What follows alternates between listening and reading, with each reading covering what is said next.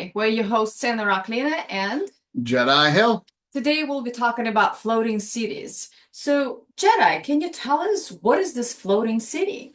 Okay, so what are floating cities? Yeah. Exactly what it says.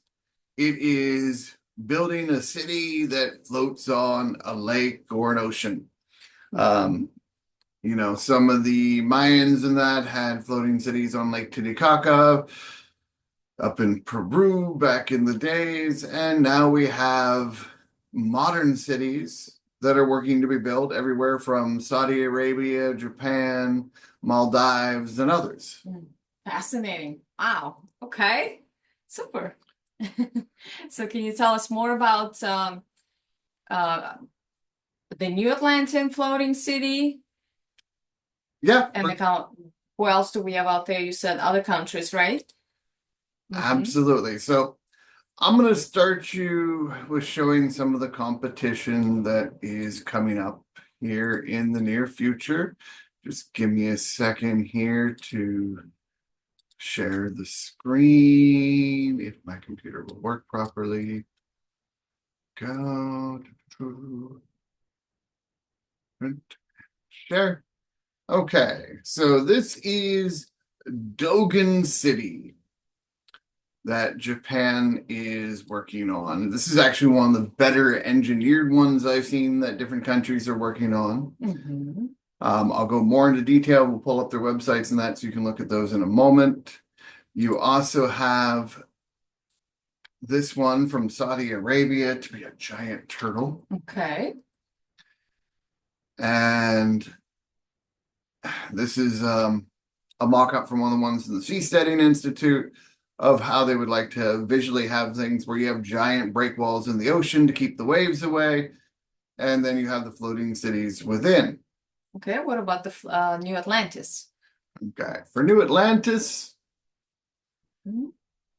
we have here.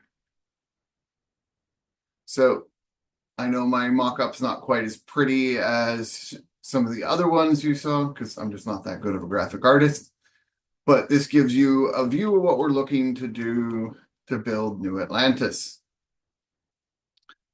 Wow. I So, mean, I've seen this many times, but every time I look at it, this fascinates me. right. Mm. So this is a full-size city, looking at least a mile long so you can have commercial airports. My combination desalination hydroelectric power plant that'll power the city so we can mine the seawater of lithium, uranium, gold, silver, and all these fun things. And before I go into more details on mine, let us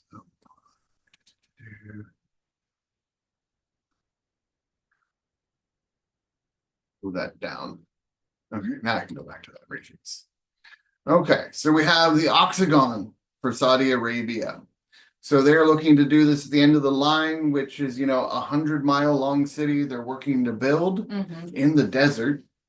And then they're wanting to make part of the city floating at the end of it. I know they've already started construction on the part that's on land, and they're still trying to figure out how to make it float. So that's going to be interesting to see how this one comes along as time goes on. But it is an interesting, they actually have the backing of the Saudi kingdom, so there's billions of dollars going into this one to build it. You have some ones that are not floating. This is Little Island done by the big group. God, I can't remember. Bajar. He's over in Europe, a famous architect.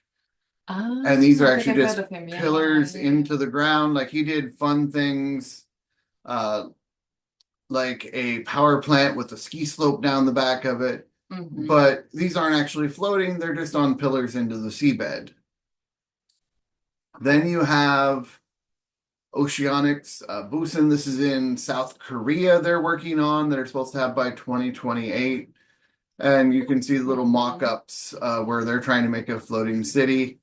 There's ones that are not floating, like these ones in the Maldives. They're actually looking to do them in shallow water in the lagoons Okay. and have So they're floating, pillars. right? Oh, they're pillars. It's they're gonna have Oh. pillars into the ground. So there is a Oh. floating aspect, but it's still anchored every step of the way to the floor, similar to a floating dock. Mm. So it's not really open in the high seas. It has to have calm waters. It can be very easily destroyed with storms. Mhm. And then you have the Pagias, the Tariot. This is again Saudi Arabia, Mhm. and they are looking to build a giant floating city. They're looking at this is actually going to be made out of steel, and I have no many idea how many billions of dollars this one will actually cost. You're Mhm. talking it is a 1,500-foot wide ship that they can say can support 40, 50,000 people with all the different stories. It looks like a big cruise ship. 1,800 feet. Okay, sorry. Yeah. 550 meters, not 500 meters. Mhm. But yeah, it's just basically a giant cruise ship. And, it's a fun concept. And Mhm. this again is the Japan's Arc. And theirs has a cool feature here. If you look the ring around the city, it has different aspects for floating. This is supposed to help with tsunamis and things. The downside is it'll work for, waves that are 10, 20 feet, but anything higher than that is going to raise up and tilt the rings over. Mhm. So all the little floating houses and stuff in the center are still going to get crashed and destroyed Mhm. during any catastrophes. And then we have this one here. This is actually floating houses Mhm. in the Netherlands. They got around 100 residents and 46 homes. We have similar things in the US that are a little bit smaller than this. But the problem with these is they're one structure. They have to have calm water. If you have waves, they're going to tip over and fall and Yeah. sink. Yeah. Okay. So that's what we're looking at for some of the competition. So, is there anything else you want to talk about in regards to the competition or collaborators? Time will tell. Japan's the Dogen City. I have hope there could be a collaboration. They're the best engineered. This one will probably be supported with pillars Mhm. underground, so it'll be similar to the Palm Islands in Dubai. Not actually a floating island, even though they're claiming it. And Mhm. most of these are all right near shore, where what we're looking to do with New Atlantis Mhm. is to build on the open seas to create a truly tax-free independent country. And what makes ours different is, as you can see in this short video, you are looking at modular pieces that can be connected together. Mhm. They can be assembled with unskilled or robotic labor to do everything from the walls and roofs of houses to floating docks I love and the it. similar floating structures that they have in Mhm. there. And what's nice with the modular is we can scale up as big as we want. Now, what's nice with this hexagonal, let me see if I can do it in front of her to where you can see them there. With these, it's modular, it connects, it becomes a solid platform. Okay. Yes, that's fascinating. Okay. Um, so it becomes a solid platform and then modular. Yep. So here Hmm. you all can see a little bit better the blocks that we're working with. Hmm. And then we have, here's an idea to give you what they're going to look like on the water, how they interconnect. And with being this, you'll be able to support any number of structures on it. They can support near infinite weight compared to the competition. And in addition to all the weight they can support, we can build it to whatever size of structure we want. Like with Wow. the full size design for the islands of 6 miles in diameter, that means it could handle a tidal wave 2 miles high or over 10,000 foot high wave. Wow, 10,000 foot high wave. Woo, That's tsunami, That's isn't it? way more than a normal tsunami.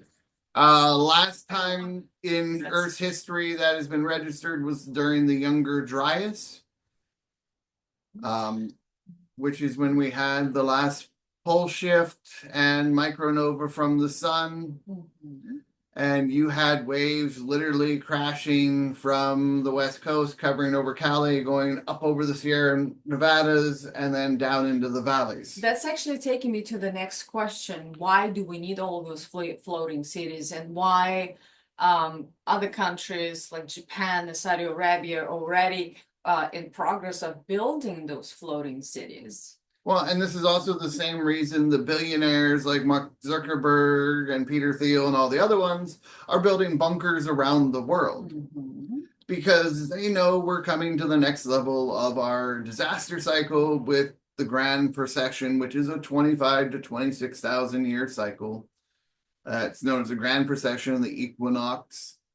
So what happens is as our sun is going through the universe around the Milky Way galaxy, it's moving up and down little by little. And about every 12,500 years, which is your timing for the Younger Dryas, Mhm. it goes through what's known as the galactic current sheet, which is a thicker layer of dust and particles that's pushed out from the black hole in the center of the galaxy.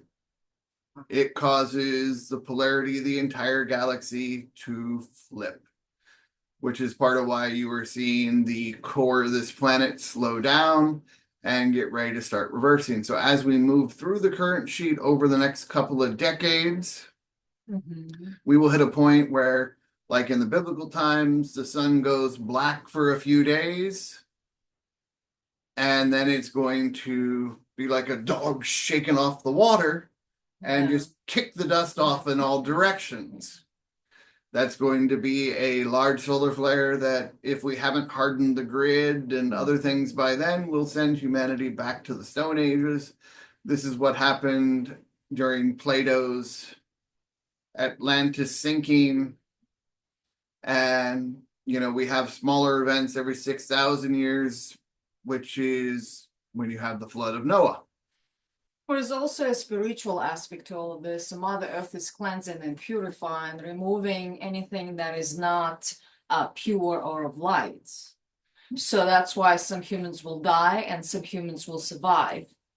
And humans will die, they are of darkness. Humans who will survive, they are of light. And not necessarily all of them, it will be a mix, but this is just the natural process of the Mother Earth. I get what you're saying on that, and I don't really see it that same way. Mhm. And there is, this is a cyclic mechanical thing. People try and throw the spiritual into it. Just because you died doesn't mean you're a bad person. But it is a global reset. Like in the Younger Dryas, we got rid of most of the megafauna, and that's when your woolly mammoth and so many other animals went extinct. Okay. And this is why you have people like the Bill Gates, the George Soros, the Klaus Schwab with the WEF, where you'll own nothing and be happy, are part of a Malthusian cult that's looking to eliminate the majority of the population because they know after the disaster cycle, food is going to be more scarce. So they think they're helping humanity by trying to eliminate most of humanity. We have a different approach. Mm-hmm. We are looking to build floating structures that can handle the giant tidal waves and the storms and everything else that's coming through the great changes and still keep producing energy and fresh water. And So, sea farming and have some food. so humanity is more likely to have a higher level of survival. We've been through these disaster cycles and been reset over and over and over again. And supposedly with Atlantis, they made it through a few cycles before war prevented their technology from working to improve the magnetic field on the planet and help us get through it better. But these are all guesses that, without breaking into the Vatican archives and forcing Egypt rather to completely excavate everything under the pyramids, we really don't know for sure.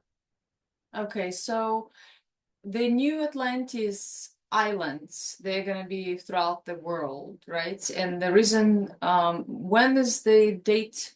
When is it the dates that the first one will be erected? We The new will Atlantis? declare as a free independent country before 2030. That is our goal and our plan. As far as the disaster cycle, Isaac Newton estimated it to be 2060. Okay. The United States government has known about this since the 50s to the 60s, Mhm. that this is coming. Uh, there, there's so much little details as you keep going into it. Um, they're hiding a lot of the information on the solar weather, and we are looking at anywhere from 2035 to about that 2060 time period for when this can happen. So we don't have long if we want a chance to preserve a large portion of humanity.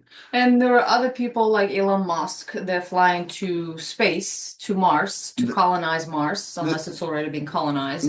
this is why he's trying to get to Mars, and it's also why he's digging tunnels. Mhm. There are actually giant tunnels all throughout the United States for military bases and things, especially in areas like Kansas, and that have been dug for the elites. But what about for the general people? And we can't save everybody, but Mhm.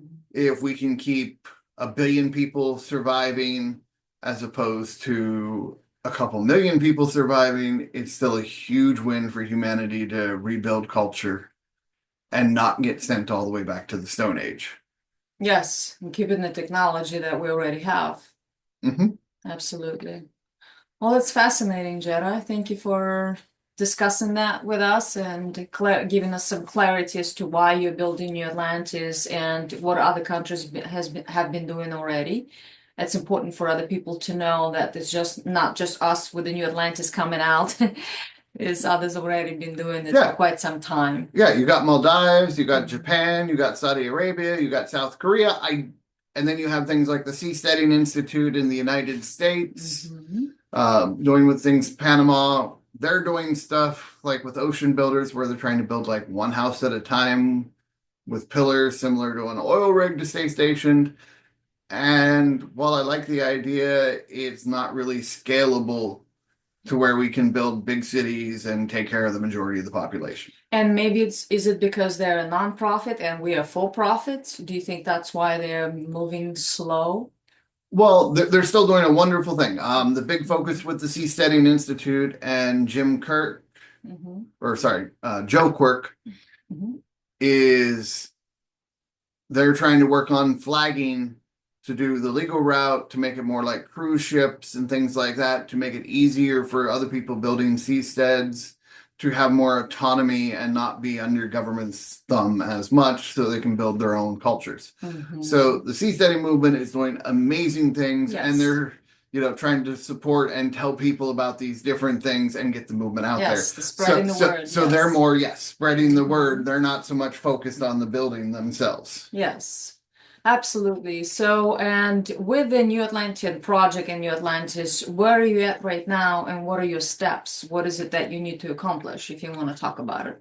Well, right now we are working to get full-size scale model. Like you've seen with her, you have smaller prototypes Mhm. that have been tested, floated, and can do the different structures linked together. We just need now to raise some capital to get the full-size platforms that can support a house or more and show the concept fractal. Like what I would like to do here is put one on Lake Erie with a house on it, put some video cameras that record it 24/7. Yes. So we have documented proof, anchor it on the four sides, and leave it on the lake over the winter for it to freeze. Yes.